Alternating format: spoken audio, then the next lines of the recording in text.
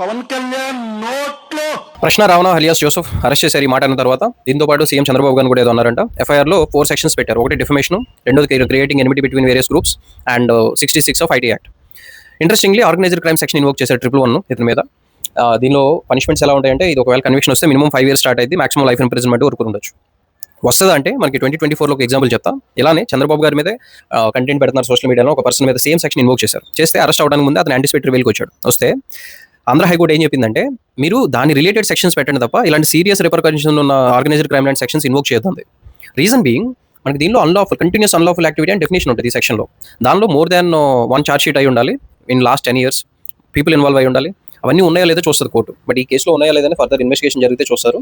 But one thing ఏంటంటే, ఈ సిచ్యువేషన్లో చెప్పాలనుకుంది, ఇతని కంటెంట్ చాలా డెఫమేటరీ ఉంది. ఇతనే కాదు, అన్ని పొలిటికల్ పార్టీస్ నుంచి డెఫమేటరీ కంటెంట్ చేసే వాళ్ళు ఉన్నారు.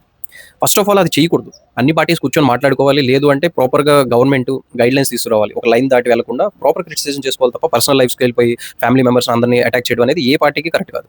రైట్, మీ ఒపీనియన్ షేర్ చేసుకోండి. Follow me for more.